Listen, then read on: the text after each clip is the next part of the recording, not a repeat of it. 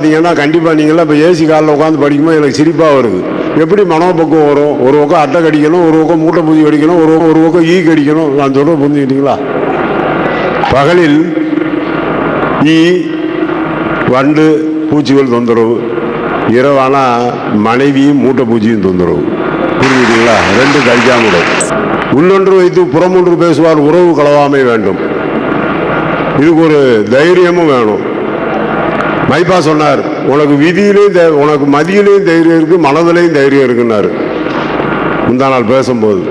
உங்க எல்லாத்தையும் ஒன்று சொல்றேன், இன்று நடப்பது நாளை நடக்குமா என்று கணித்து சொல்வதற்கு நம்ம ஒரு பிரின்சிபல் வச்சிருக்கோம்.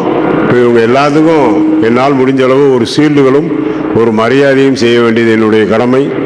அன்பார்ந்த 5 பேர் எங்களுடைய டீமில் லீடர் பொறுப்பாக இருக்காங்க. அவங்க 5 பேருக்கும் முதல்ல சீல்டு கொடுத்துட்டு வந்திருக்க நண்பர்களுக்கும் சீல்டு கொடுக்குறேன். எண்ணி துணிக கர்மம், துணிந்தவன் எண்ணுவோம் என்பது இருக்கு. ஒன்று தெரிஞ்சுக்கிங்க, ஓரையை பற்றி தெரியாமல் பேசிக்கிட்டே இருக்கோம். என்பதத்தால் ஓரா முறை செய்யா மன்னவன், தன்பதத்தால் தானே கெடும். சாலமன் பாப்பையா வீட்டுக்கு போயிருந்தேன். ஐயா பேச வாங்க, பிறந்த நாளையும் கூப்பிட்டேன். நான் என்னப்பா ஜோசியம் படிச்சிருக்கேன்னாரு. அவருக்கு என்ன பதில் சொல்லுவீங்க? எப்படி கூப்பிடுவீங்க அவரை?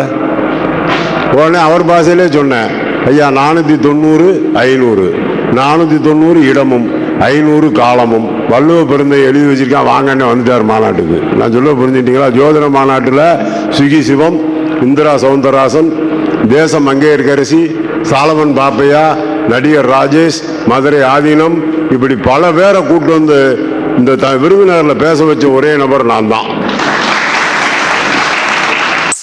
ஜோதிட மாநாட்டிற்குள் வரமாட்டேன் என்று சொன்னவர்கள் அனைவரையும் ஜோதிடத்திற்கு பேச வைத்ததுடைய பெருமை என் குலகுரு கோபாலாசானை சாரும். ஜோதிடம் பேச மாட்டேன்னு யாராவது ஒரு ஆள் சொன்னாங்கண்ணா, கண்டிப்பா என்னை கொண்டு விடுங்க, நைஸா கொஞ்ச நேரத்தை ஜாதகம் பார்க்க வச்சுருவேன். அது என்கிட்ட உள்ள ஒரு பிராக்டிக்கல் மைண்ட். பிலாசபி, தத்துவம் இல்லாத வாழ்க்கை வாழக்கூடாது. என் நண்பர்களுக்கு இதை தான் அறிவுறுத்துறேன். இன்னொரு 3 மாதம் 4 மாதம் கழிச்சு இதே மண்டபத்தில் மீட்டிங் நடக்க போகுது. ரைட்டா? நான் அவங்ககிட்ட ஒரே ஒரு தாழ்மையான வேண்டுகோள் வைக்கிறேன். உங்களால் ஏழைகளுக்கோ இதை சார்ந்ததற்கோ ஏதாவது ஒரு நன்மை கிடைக்கிறாப்புல பயன்படுறாப்புல செய்யுங்க. காலையில் ராத்திரி மட்டன் சாப்பிடணும், காலைல நாட்டுக்கோழி சாப்பிடணும், மதியம் கடாயை பிடிச்சி திங்கணுங்கிறத விட்டுட்டு, ஏன்னா 60-62 வயசு ஆச்சு போகிற ஆஸ்பத்திரியில் ஆம்புலன்ஸில் அட்மிஷன் ஆகிடக்கூடாது. நான் சொல்ல புரிஞ்சுக்கிட்டீங்களா? இதை விட்டுட்டு இந்த வருஷம் யாரு நல்லா படிச்சு இந்த ஊர்ல மெரிட்ல வந்திருக்காங்களோ அந்த குழந்தைகளை தேர்ந்தெடுத்து அவங்களுக்கு கல்விக்கு வழிகாட்டுங்க.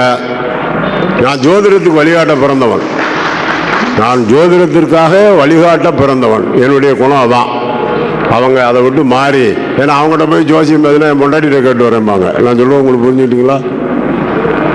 அதனால அவங்கள கொஞ்சம் மனோநிலையை மாற்றி ஏதாவது ஒரு நன்மை செய்கிறாப்புல என் கையால் செய்கிற மாதிரி அவங்க அந்த முறை தேர்ந்தெடுத்து சொல்லுவாங்க என்றும், இன்னும் உங்களுக்கு நிறைய கருத்துக்களையும் சகாப்தங்களை பற்றியும் சொல்ல வேண்டியது இருக்கு. அன்பு நண்பர்கள் பணிவோடு அன்போடு வரும்போடு கேட்டுக்கொள்கின்றேன்.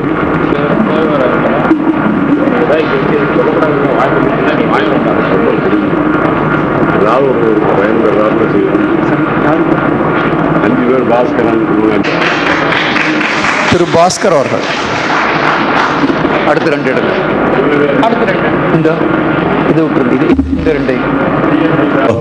இவர் டிஎம்பி பேங்க்ல மேனேஜரா இருந்து ரிட்டையர் ஆகி வாக்கிங் போய் தினமும் உடம்ப ஜாக்கிங் போய் தயார் பண்ணிக்கிட்டு இருக்காரு. நல்ல மனிதன், அன்பான மனிதன்.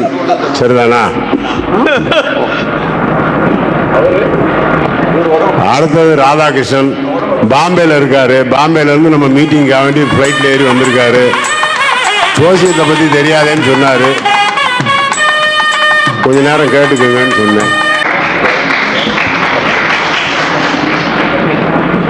நண்பர் மதிப்பிரகாசம் சென்னையில் வசிக்கிறாரு, நமக்காக வேண்டியே வந்திருக்காரு. அடுத்தது முத்து காமாட்சி, ஒரு பக்கம் நண்பன் ஒரு பக்கம் சகலப்பாடி. ரைட்டா? அக்கா தங்கச்சியை கட்டியிருக்கோம். ரைட்டா? அவரும் சென்னையிலேருந்து இதுக்காண்டி வந்திருக்கார். மிகப்பெரிய சீனி வியாபாரி, சுகர் பேஷண்ட்டு. ஆனால் அவருக்கு சுகர் இருக்கான்னு எனக்கு தெரியாது. சரிதானா? கிடையாது. பார்த்தீங்களா, எப்பவுமே சாராய கடைக்காரன் குடிக்க மாட்டான். அதே மாதிரி சீனி வியாபாரிக்கு சுகர் இல்லை. இதாங்க உலக தத்துவம். ரைட்டா? ரொம்ப நன்றி. அடுத்தது மரிய மைக்கேல் ஜெயசராஜ், எங்களுடைய யூனிட்டுடைய தலைவர். டான்ஃபோல சிவகாசியில் பட்டாசு கம்பெனியில் டான்ஃபோல இவர் தான் பெரிய பொறுப்பில் இருந்தார். அவர் மிகப்பெரிய ஒரு நல்ல மனிதன், நல்ல ஆத்மா, எல்லாருக்கும் உதவி செய்யணுங்கிறதுல ரொம்ப அருமையான மனப்பான்மை உள்ளவர். அடுத்ததாக ஏன்னா சாப்பிட்ற இடத்துல ரொம்ப நேரம் இவர் தான் எல்லா முயற்சியும் செஞ்சவர். சரியா? நல்ல ஒரு அன்னதான பிரபு. வருடம் திருப்பரங்குன்றத்தில் சஷ்டிக்கு 8 நாள் இவருடைய பங்களிப்பு, மக்களுக்கு அன்னதானம் நடக்குது. இவர் யாரோன்னு நினைக்காதீங்க, மதுரை தங்கம் தியேட்டர் ஓனர். சரியா? உங்களுக்கெல்லாம் சப்பளம் பண்ணுறாரு நினைச்சிடக்கூடாது. அவர் மதுரை தங்கம் தியேட்டருடைய ஓனர். இன்னொரு 5.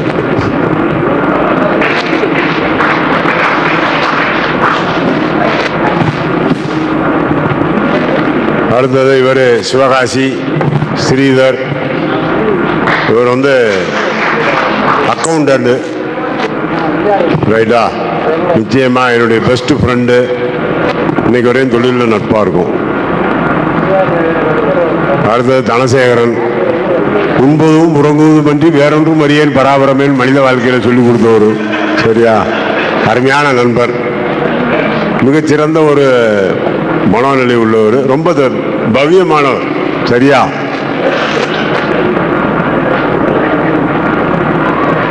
அடுத்தது ரொம்ப நல்ல மனிதன். காலையில் சொன்ன பார்த்தீங்களா, புரோட்டா வாங்கி சாப்பிட்டு பெயிலா போயிடுவேன்னு சொன்ன ஒரு அருமையான மகான். அதனால் உண்மையான ஒரு நண்பன். எங்களுக்கு விகடகவி மாதிரி அவங்களெல்லாம் பொழுதே போகாது. இன்னும் நாயந்திரான்னு சொல்லிட்டா உலகமே சிரிச்சிரும். சரியா?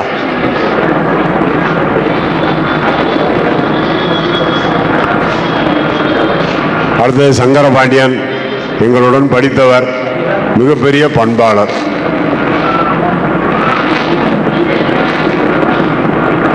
அடுத்தவர் சந்திரசேகரன். நானும் ஆயில் மில் வச்சுருக்கேன், அவரும் ஆயில் மில் வச்சுருக்காரு. 2 பேரும் ஒரே தொழில், ஒரு பங்களிப்பு, நட்பு. எனக்கு இறைவன் கொடுத்த தொழில் மட்டும் போதும் சொல்லியிருந்தா நான் இன்னைக்கு நிறையா விஷயங்கள் செஞ்சுருக்கலாம். இருந்தாலும் இந்த தொழில், இந்த துறை மேல் எனக்கு ஒரு அன்பு, அவ்வளோதான். நாங்கள் கூட படித்த நண்பர்கள்ங்கிறதையும் இவனுடைய சொந்த ஜோதிட மாநாட்டில் எங்களை எல்லாரையும் கூப்பிட்டு கௌரவித்ததற்கு எங்களுக்கு எல்லாரோட நன்றி. நன்றி நண்பா. ஒரு நட்பின் இலக்கணமாக திகழ்கிறது நம்முடைய நண்பர் ரமேஷ் தான். அதனால் அவருக்கு எங்களுடைய நட்பின் குழு சார்பாக அவருக்கு மனமார்ந்த நன்றியை தெரிவித்துக் கொள்கிறோம்.